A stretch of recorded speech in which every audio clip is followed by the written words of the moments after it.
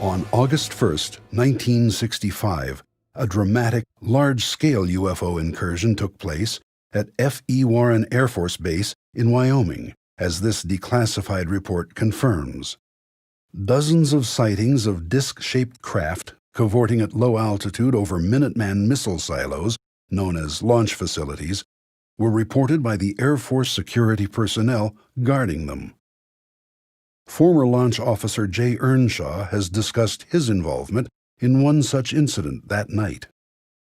I was in command of Capsule Echo 1 at Warren Air Force Base.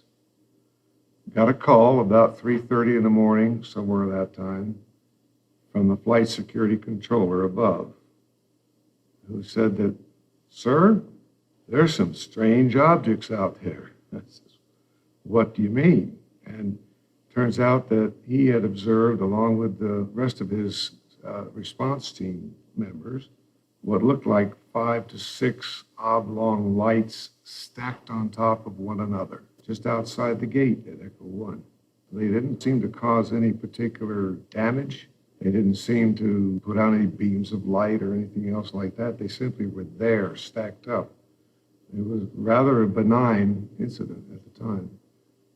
The paperwork all disappeared. Over the next 2 years, similar UFO incursions also took place at Minot Air Force Base, North Dakota, and Ellsworth Air Force Base, South Dakota. Although those disturbing incidents were reported in official records at the time and occasionally leaked to the media, many of the details only emerged decades later in the testimony of former missile launch officers.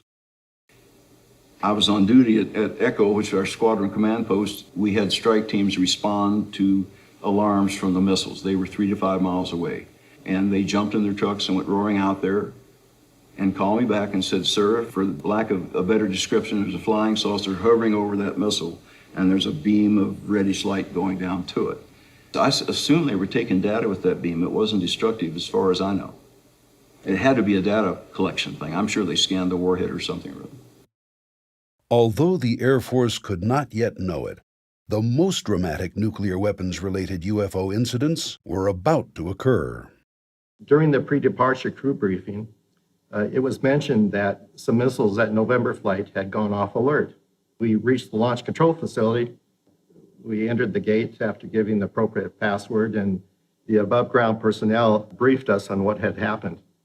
And essentially, we were told by site manager that an object had been sighted out the windows with flashing lights, and it was probably about 80 to 100 feet in diameter.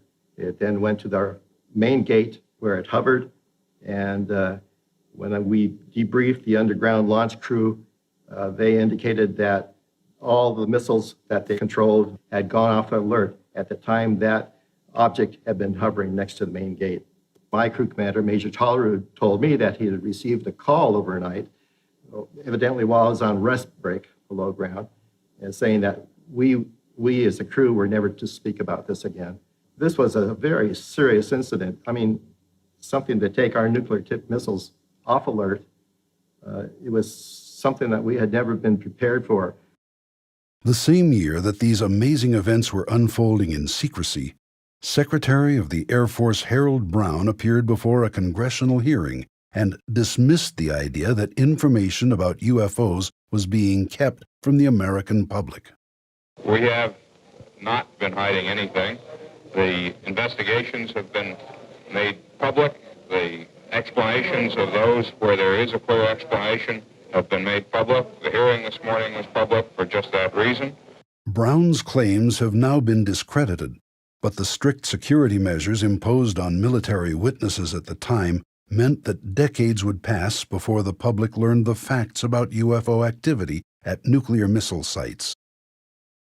In any case, the next known incident, at Malmstrom Air Force Base, Montana in March 1967, left no doubt that those aboard the UFOs were intent on disrupting the functionality of American ICBMs in their underground silos.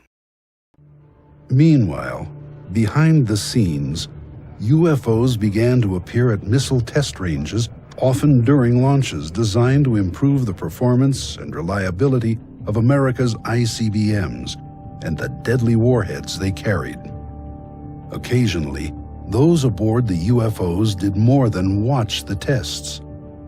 While the exact date remains uncertain, sometime in the fall of 1964, an incident occurred at Vandenberg Air Force Base, California, which has come to be the best-known, most astonishing example of deliberate UFO interference with our nuclear weapons systems. Although the case is still classified top secret, a former Air Force officer, Dr. Robert Jacobs, has openly discussed it. At the time, Lieutenant Jacobs, who was assigned to the 1369th Photographic Squadron and held the title Officer in Charge of Photo Instrumentation, was tasked with filming missile launches from a remote mountaintop site on California's Big Sur coastline, using a powerful telescopic camera. The ascending ICBMs would initially fill the camera frame, permitting a detailed view of engine performance, staging, and other aspects of a given launch as they raced out over the Pacific Ocean.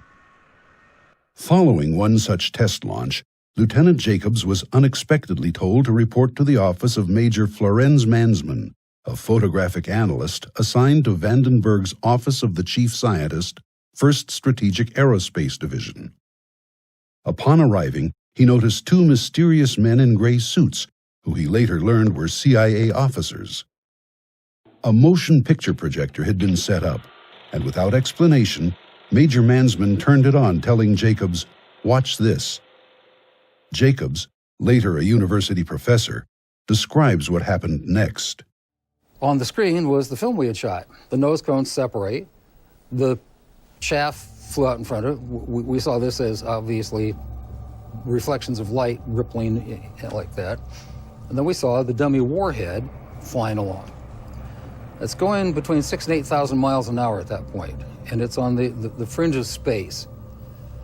And suddenly, into that frame, an object flew in, chasing the chaff, the warhead, and so on, at the same speed. And in polar orbit, it fired a beam of light at the warhead. The beam of light struck that. The object flew up, shot another beam of light at the dummy warhead, went around, shot another beam of light at it, went down, shot a beam of light, and then flew out the same way it had come in, at which time the dummy warhead fell out of the frame. The lights came on, and Major Mansman said to me, "Were you guys screwing around up there?" And I said, "No, sir."